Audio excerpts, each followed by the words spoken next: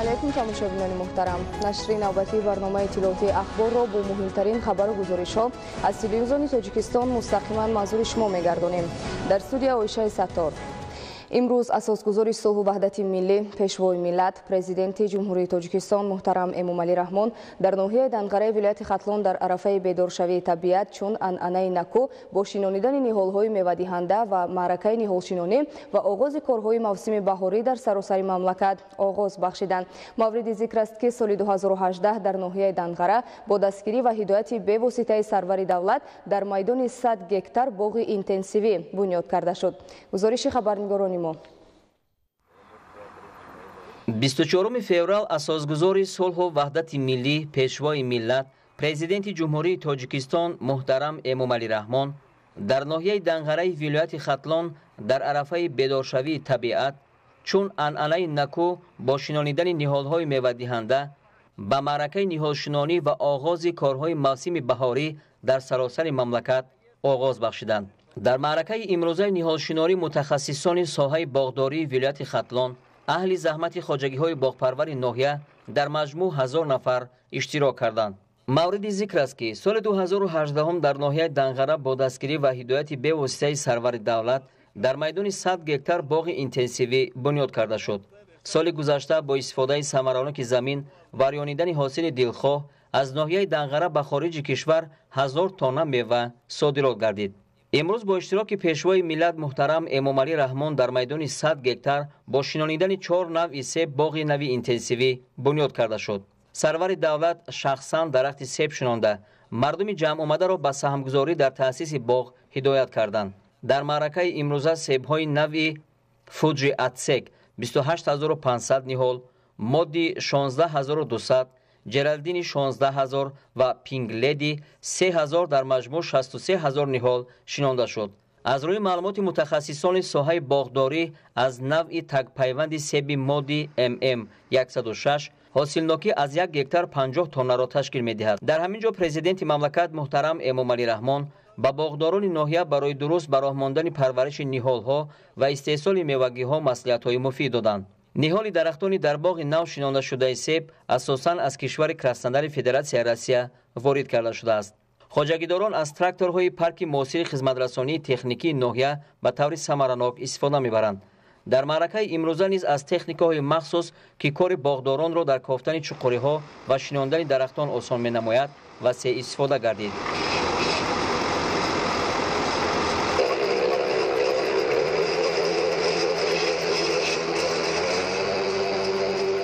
дар ноҳияи Данғара заминҳои талу теппаи кишоварзӣ 40300 гектарро ташкил медиҳад.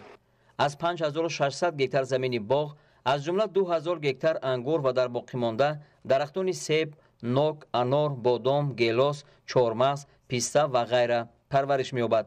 аксари меваҳои боғҳо ба содирот нигаронда шудааст. боғдорони ноҳия дар вақти бунёди боғ аз маслиҳату тавсияҳои олимони соҳа васеъ истифода мекунанд. ман Раuf Ҷамшед, директори маркази илмҳои кишоварзии вилояти Хатлон.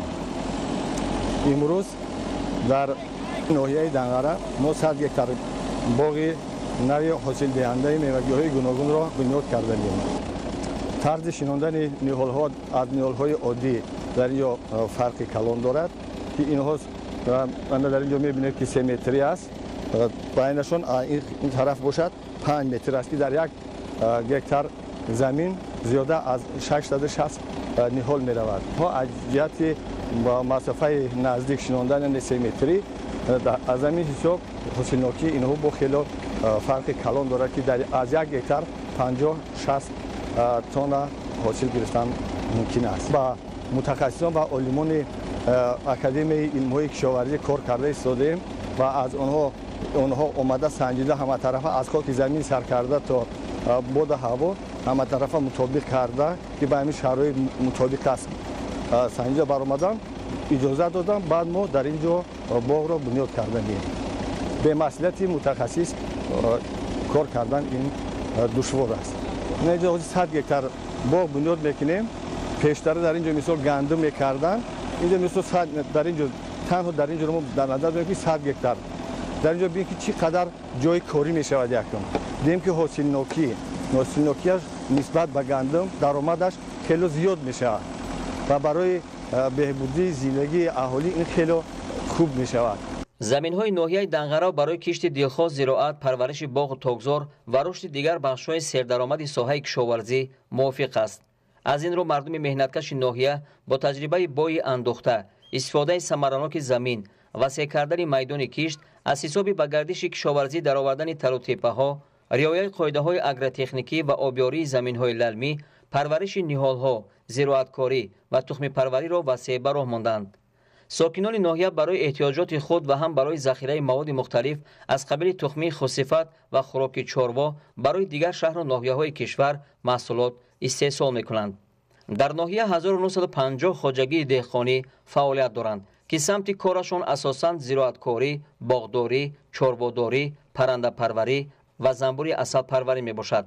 بعد شناندن درختان سیب و شناسایی با وضع ساحه باغداری، پیشوای ملت محترم امامعلی رحمان ضمن صحبت با مردم جمع آمده درباره تدبیرهای سازنده حکومت جمهوری، آمادگی و استقبال جشن بزرگ ملی 30 سالگی استقلالیت دولتی جمهوری تاجیکستان، اجرای نشانده‌های پیام پرزیدنت جمهوری تاجیکستان به مجلس عالی، رعایت قانون‌های عمل کننده، رشد ساحه‌های باغداری، زنبور عسل پروری، استفاده ثمرناک زمین‌های کشت، افزایش صادرات میوه به خارج کشور، گرفتن درآمد خوب اقتصادی، رشد دهات، بنیاد انشاءات تعیینات گوناگون، تأسیس جای‌های نوکاری اندیشه‌رانی کرده ساکنان را به وسعت کارهای سازندگی و آبادانی هدایت نمودند. مورد ذکر است که طبیعت و اقلیم تاجیکستان برای رشد باغ و تاکپروری بنیاد باغ‌های میوه‌های صادراتی مطابق میباشد. همه ساله با مقصد تأمین امنیت آذوقه‌واری در سراسر کشور با دستور و هدایت و اشتراک به واسطه سرور دولت بنیاد باغ‌های نو و برقرار کردن باغ‌های کهنه با مرام ادامه می‌یابد. فصل بهار برای وسعت کارهای نهالشنانی، بنیاد باغ‌های نو و برقرار کردن باغ‌های کهنه بسیار موافق است. همه ساله پرزیدنت مملکت با هدایت و سفربر کردن مردم به حشر دست جمعی و اشتراک به واسطه خود بهر سبز و خرم گرداندن طبیعت، حفظ محیط زیست، بنیاد باغ‌های نو و با این واسطه تأسیس دادن جای‌های نو کاری اقدام شایسته را راه اندازی می‌نمایند. در دوران صاحب استقلالی با تشبث به واسطه پیشوای ملت محترم امامعلی رحمان، حکومت جمهوری تاجیکستان به خاطر رشد ساحه باغ و تاکپروری برنامه دولتی رشد ساحه باغ و تاکپروری برای سالهای 2016-2020 را قبول نمود. در دایره تطبیق این برنامه اکنون برای بنیاد باغ‌های اینتنسیوی، تأسیس جای‌های نوکاری و افزایش صادرات میوگی‌ها به خارج کشور امکان فراهم آمد.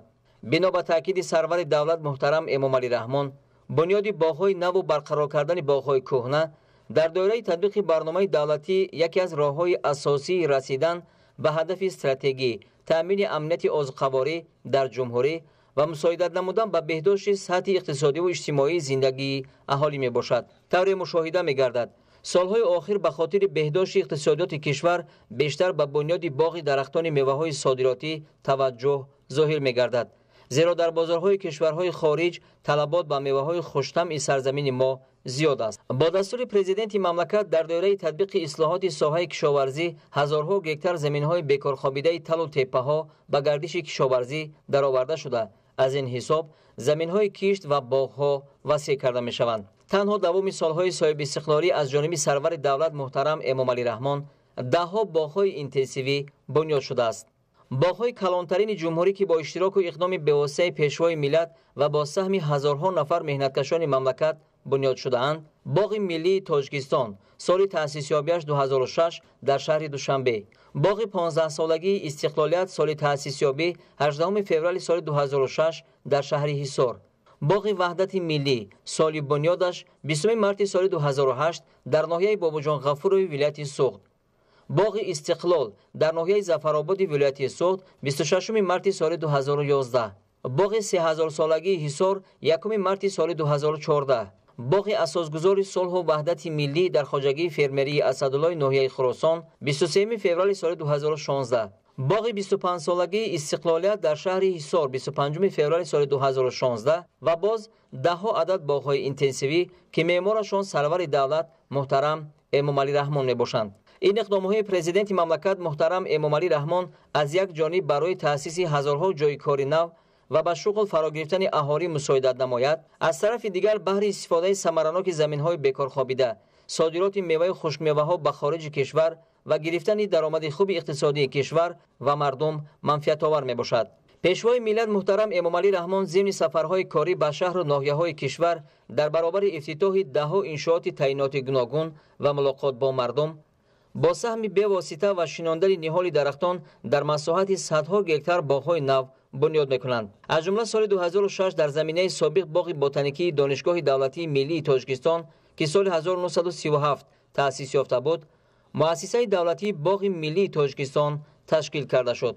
مساحت عمومی زمین‌های باغ نزدیک 95 گکتار را تشکیل می‌دهد. در میدان 63 گکتار باغ میوه‌دهنده درختان سیب، انگور، بادام، انجیر، نوک، گیلاس، آلو، شفتالو، خرما، بیهی، چهارمغز، زردآلو و پیسته موجود است که نشأه‌نمای خوب دارد. از درختان میوه‌دهنده حاصل اکثر آنها به خارج کشور صادرات می‌گردد. در مساحت نزدیک 10 گکتار نهال‌های سایه‌افکن و آرایشی پرورش کرده می‌شود.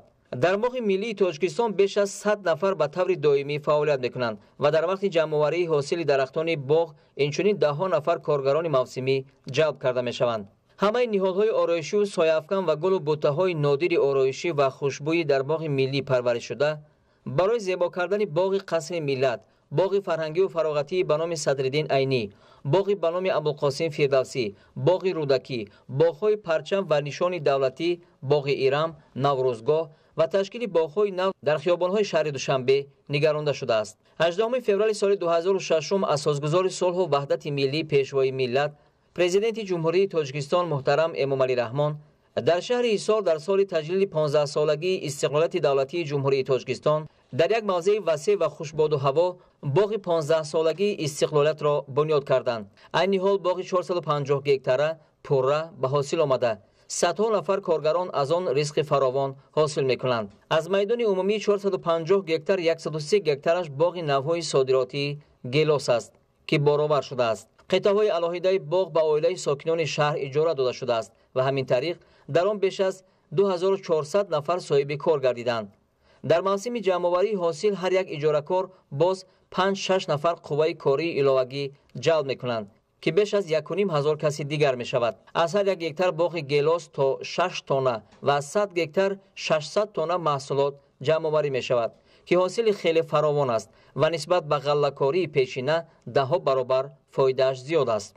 20 مارس سال 2008 در روزهای تجلیل جشن نوروز با اشتراک اساسگزار صلح و وحدت ملی پیشوای ملت پرزیدنت جمهوری تاجیکستان محترم امامعلی رحمان بنیاد باغ وحدت ملی در ناحیه باباجان غفور و ولایت سوخت آغاز یافت. پرزیدنت کشور محترم امامعلی رحمان پیش از کارهای بنیاد باغ با ساکنان سرشمار از تمام گوشه و کنار ولایت سوخت ملاقات کردند.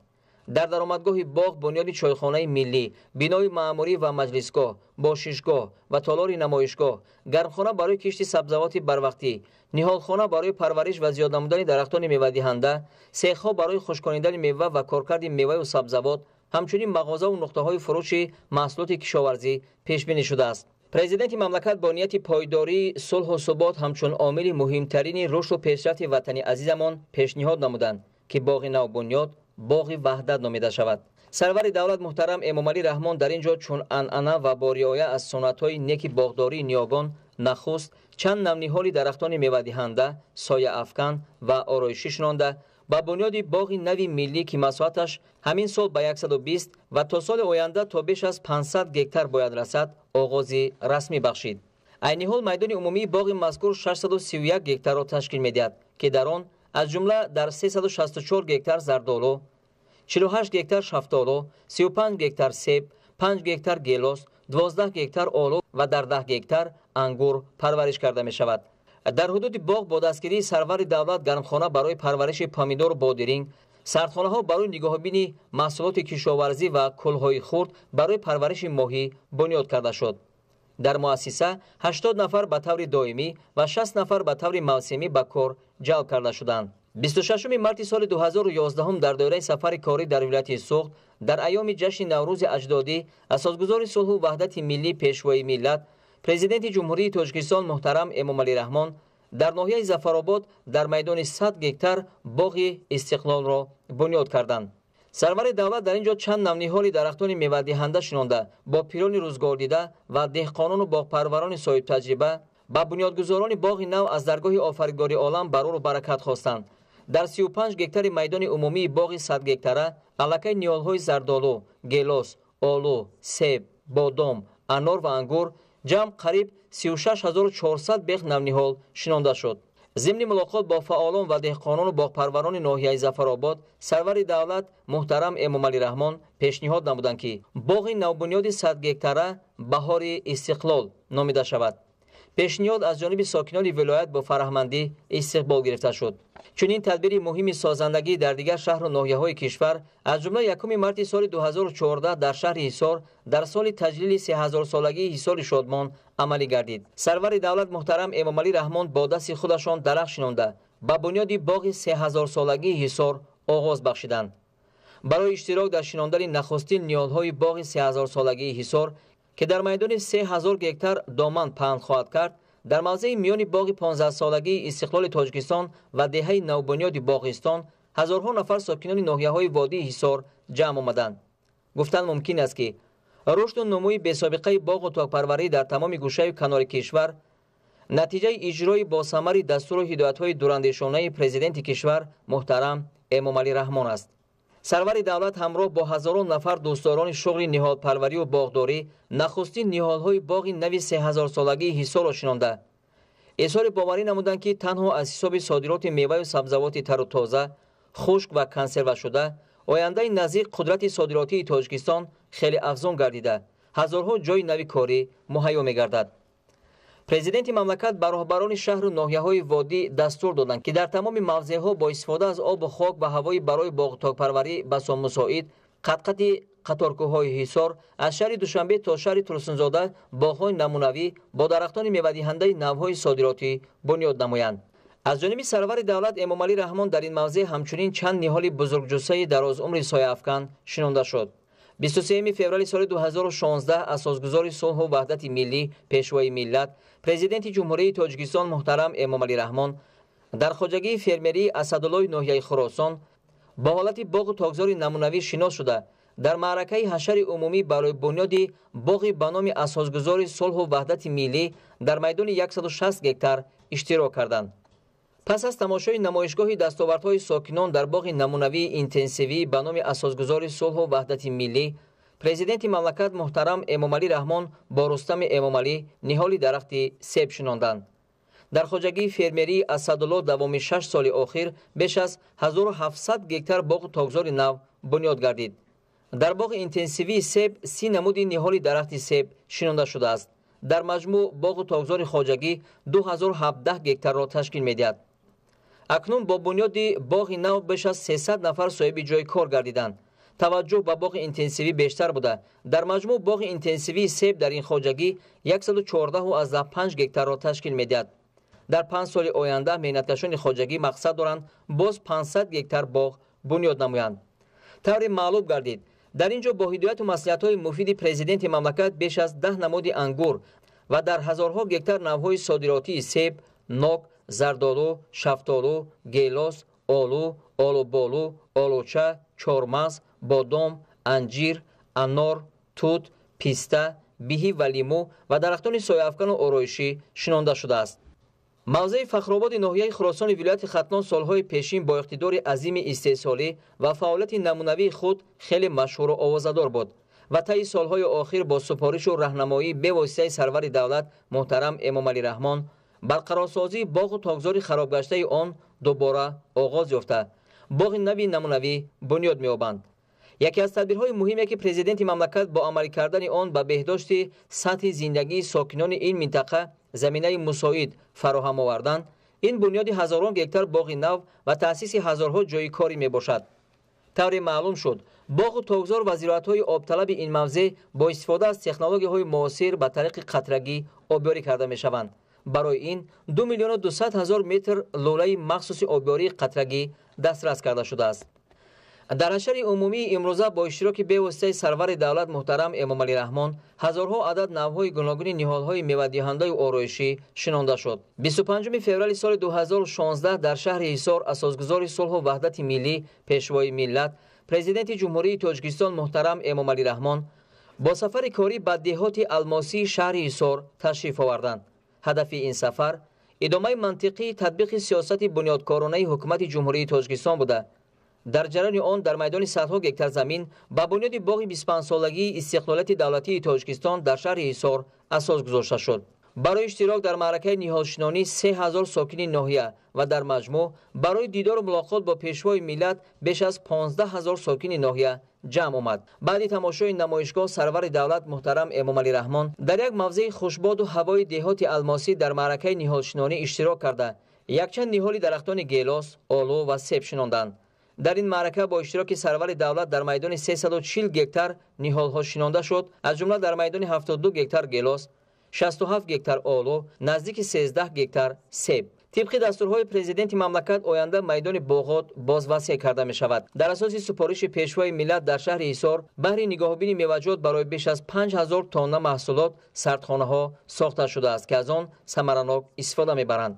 дар асоси барномаи давлатии рушди соҳаи боғу тоғпарварӣ барои солҳои 2016-2020 дар шаҳри ҳисор дар майдони 2966 гектар бояд боғу тогзор бунёд карда шавад. асосан ниҳоли дарахтони мевадиҳандаи ба содирот нигаронда парвариш мегардад. даромад аз фурӯши ин гуна меваҷот барои беҳдошти сатҳи иқтисодию иҷтимоии мардум равона мешавад. заҳматкашони шаҳри ҳисор дар масъалаи содироти мева ба хориҷи мамлакат таҷрибаи ғанӣ доранд. ҳосили боғот аз нисф зиёдаш ба Федератсияи Россия, Афғонистон, Покистон, Қазоқистон, Узбекистон, Украина ва Қирғизистон фиристода мешавад. соли 2016 зимни сафарҳои корӣ ба шаҳру ноҳияҳои кишвар асосгузори сулҳу ваҳдати миллӣ пешвои миллат президенти ҷумҳурии Тоҷикистон муҳтарам Эмомалӣ Раҳмон бо нашунамои боғҳои интенсивии баъзе ноҳияҳо ва фаъолияти намунавии боғдорон шинос шуданд.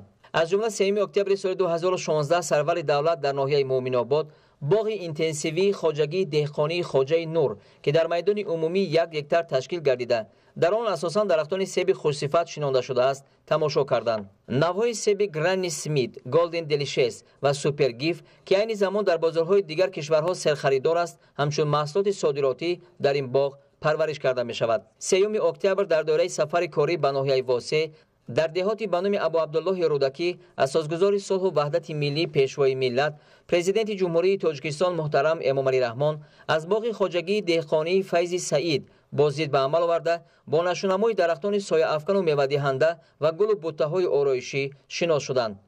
аҳли меҳнати хоҷагии деҳқонии Файзи Саид дар майдони 23 гектар парвариши намудҳои гуногуни дарахтони мевадиҳандаю сояафкан, гулу буттаҳои ороишӣ, полезӣ ва кишти дигар зироатҳоро дар байни қатори дарахтон ба роҳ монданд. зимни тамошои боғ пешвои миллат муҳтарам Эмомалӣ Раҳмон ба меҳнаткашони хоҷагии деҳқонии Файзи Саид барои хуб ба роҳ мондани парвариши дарахтон ки меваи аксари он ба содирот нигаронда шудааст баҳои баланд доданд. аз рӯи маълумоти боғдорони хоҷагии деҳқонии Файзи Саид имсол ҳосили боғот аз ҷумла ангур фаровон аст. аз тарафи хоҷагии деҳқонии Файзи Саид дар даромадгоҳи деҳоти ба номи Абу Абдуллоҳи Рӯдакӣ дар 5 гектар майдони бекорхобидаи санглоху шӯразамин боғи арча бунёд карданд ки ба симои ҷамоат ҳусни тозаи зам кардааст. дар боғи хоҷагӣ 40 нафар ба таври доимӣ ва беш аз 70 нафар мавсимӣ ба кор ва маош таъмин мегарданд. 27 сентябри соли 2016 дар доираи сафари корӣ ба ноҳияи Рашт асосгузори сулҳу ваҳдати миллӣ пешвои миллат президенти ҷумҳурии Тоҷикистон муҳтарам Эмомалӣ Раҳмон бо вазъи рушди соҳаи боғдорӣ ва ниҳолпарварӣ дар боғи интенсивии Пайванд Рашт шинос шуданд.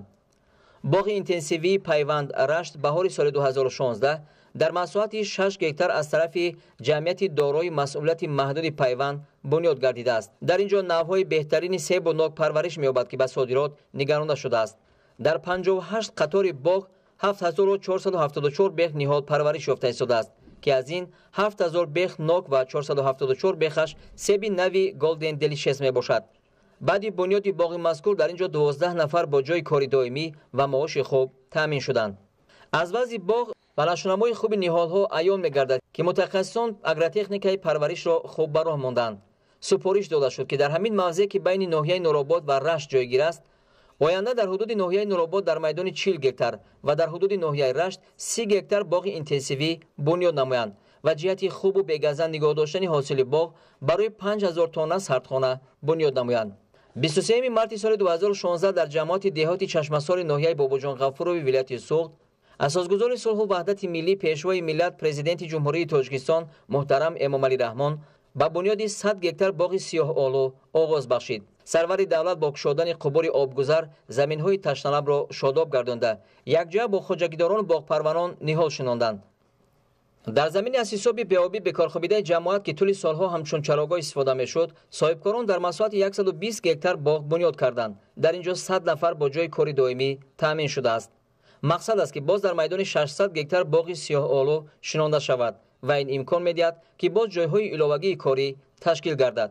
дар 100 гектар 9 намуд ниҳолҳои сиёҳ-олу дар масоҳати 20 гектари дигар навъҳои гуногуни шафтолу шинонда шудааст. соҳибкорон барои обёрии 600 гектар замин аз дурии 13 километр тавассути қубурҳо об оварданд. сиёҳ-олу дар бозори ҷаҳонӣ серхаридор буда асосан ба Федератсияи Россия, Қирғизистон ва Аврупо содирот карда мешавад. боиси хушнудист ки бо дастуру ҳидоятҳои сарвари давлат ва дастгирии ҳамаҷонибаи ҳукумати мамлакат мардум дар самти парвариши боғу тогзор таҷрибаи бузург пайдо карданд. фаъолияти онҳо ва самараи корашон имрӯзҳо Тоҷикистонро дар кишварҳои хориҷи дуру наздик муаррифӣ мекунад. натиҷаи ҳамин аст ки рӯзҳои 27 ва 29 сентябри соли 2018 асосгузори сулҳу ваҳдати миллӣ пешвои миллат президенти ҷумҳурии Тоҷикистон муҳтарам Эмомалӣ Раҳмон меҳмонони олиқадр сарони давлатҳои Узбекистон ва Беларус Шавкат Мирзиёев ва Александр Лукашенкоро ба шаҳри Турсунзода даъват карданд. зимни сафар ба ин шаҳри бузурги саноатии ҷумҳурӣ меҳмонон бо фаъолияти токпарварони номдору собиқадорони хоҷагиҳои деҳқонии Ҳоҷӣ Неъмат, Ватан ва боғи Сомон шинос шуданд. сарони давлатҳо зимни боздид аз ангурбоғи ин хоҷагиҳо ба усули парвариши ин нави меваи хуштам таваҷҷӯҳзорӣ намуданд ва барои роҳандозии ҳамкориҳо дар ин самт махсусан бо хоҷагиҳои ҷумҳуриҳои Беларус ва Узбекистон таъкид карда шуд. ҳамаи ин хоҷагиҳо аз сардхонаҳои сохтаи худ самаранок истифода мебаранд. ангурҳои нави Ҳусайнӣ, Ғалаба, Шоҳона, Пешпазак, кишмиши сиёҳу сафеди ин хоҷагиҳо ба бозорҳои ҷумҳурӣ ва ба кишварҳои Қирғизистону Қазоқистон ва Федератсияи Россия содирот карда мешаванд. Пробираемся в чаще богатства. Вот это да. шуруъ аз рӯзҳои аввали фасли баҳор президенти мамлакат муҳтарам Эмомалӣ Раҳмон ба хотири мусоидат ба беҳдошти ҳифзи табиат ва ободонии ҳарякгӯшаву канори мамлакат маъракаҳои умумии ниҳолшинонӣ ташкил менамоянд. роҳбарияти давлату ҳукумати кишвар дар баробари дигар шаҳру ноҳияҳо ба рушду пешрафти пойтахти кишвар аҳамияти хоса медиҳанд. натиҷаи ҳамин аст ки дар арафаи фарорасии фасли баҳор ва дар мавсими ниҳолшинонӣ пешвои миллат муҳтарам Эмомалӣ Раҳмон бо раиси шаҳри Душанбеи муҳтарам Рустами Эмомалӣ дарахтони сояафкану ороишӣ мешунонанд. чунин тадбирҳои ободонию созандагӣ дар арафаи рӯзи модарон, наврӯзи байналмилалӣ дар боғҳои қасри миллат, наврӯзгоҳи пойтахт, боғи рӯдакӣ, боғу гулгаштҳои назди китобхонаи миллӣ, осорхонаи миллӣ, парчам ва нишони давлатии Тоҷикистон гузаронда мешавад.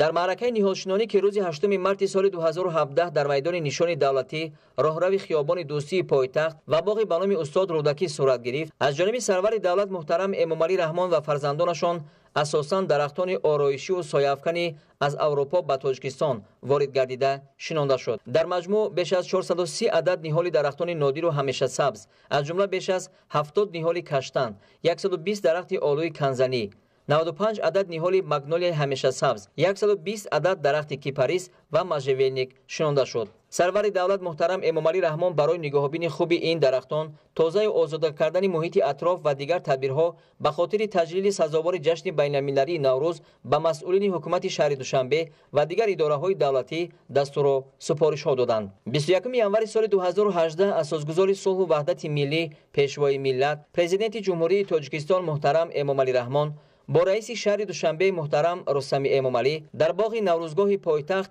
дарахтони нодири сояафкану ороишии кипарис, сарви лейландӣ ва секвоя шинонда ба маъракаи ниҳолшинонӣ ва вусъати корҳои ободониву кабудизоркунӣ ва сабзу хӯрамгардондани муҳити атроф ҳусни оғоз бахшиданд. ҳашари ниҳолшинонӣ тибқи нақшаи асосии ободониву бунёдкорӣ ва аз навсозии пойтахти кишвар шаҳри Душанбе дар майдони боғи наврӯзгоҳи пойтахт сурат гирифта ба хотири зебою озода кардани хиёбонҳои шаҳр дарахтони зиёди ороишиву ҳамешасабз که همزمان به سلامتی انسان فایده داشته باعث بالیدخاطری و روحبلندی ساکنان و مهمانان می‌گردد شنونده شد. در میدان باغ نوروزگاه پایتخت پرزیدنت مملکت محترم امامعلی رحمان با وضع نشونمای درختان سایه افکن و آرایشی و تطبیق لایحه‌های نوی بنیاد گلگشت‌ها در این موضع شناس شدند.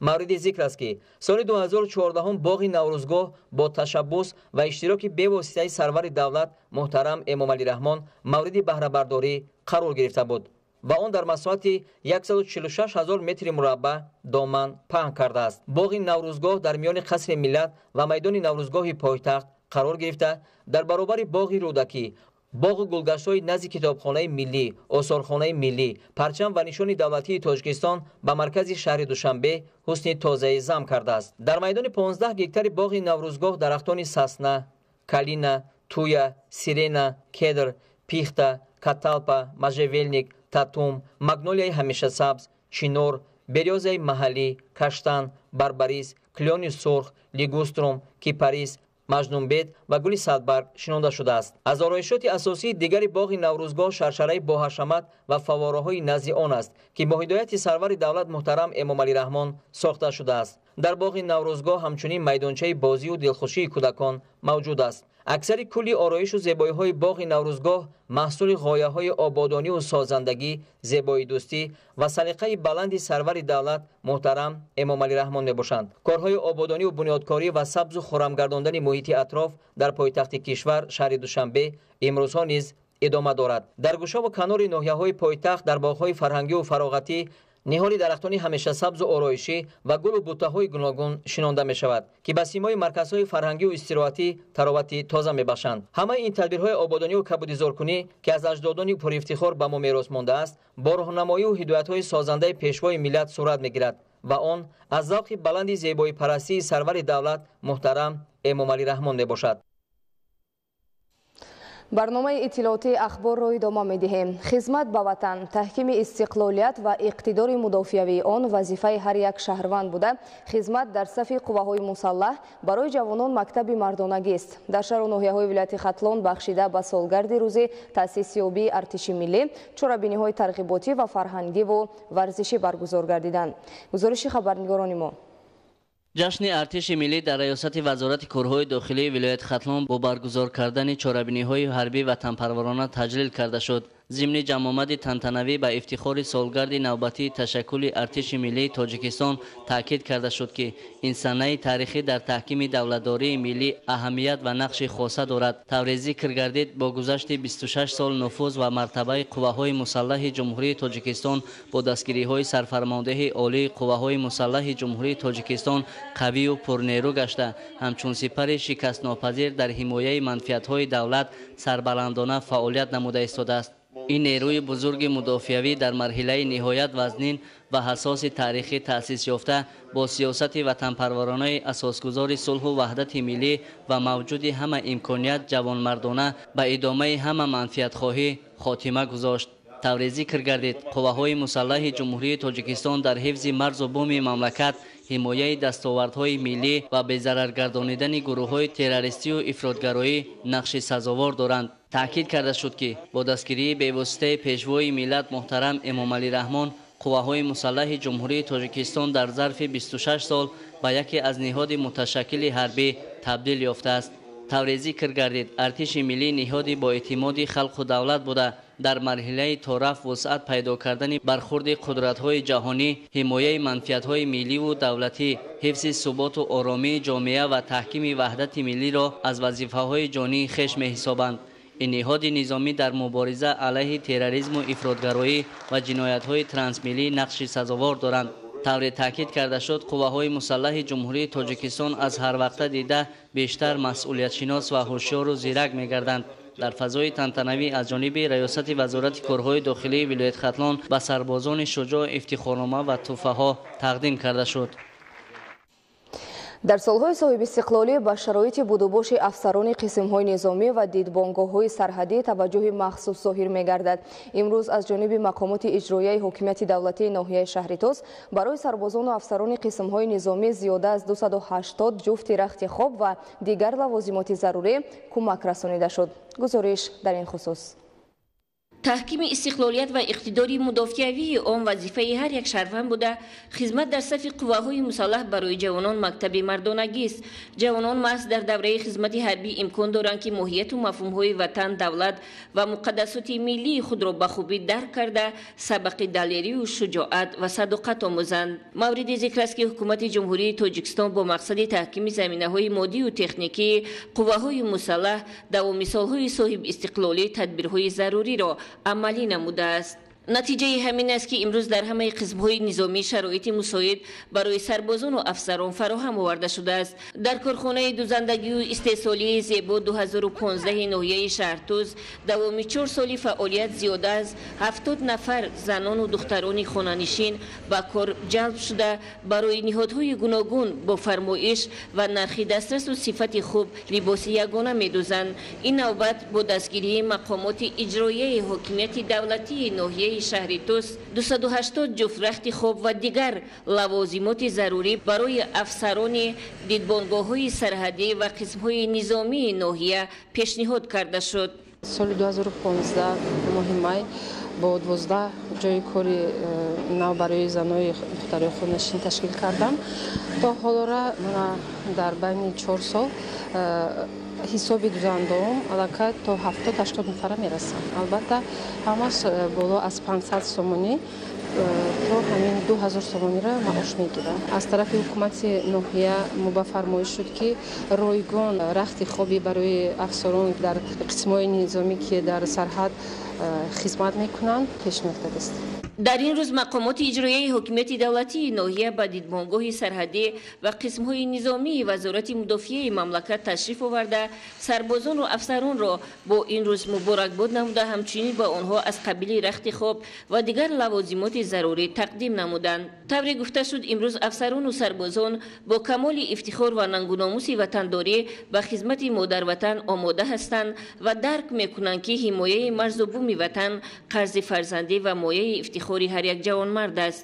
дар ноҳия ҳамчунин бахшида ба солгарди рӯзи таъсисёбии қувваҳои мусаллаҳи ҷумҳурии тоҷикистон чорабиниҳои гуногуни фарҳангиву тарғиботӣ баргузор гардид.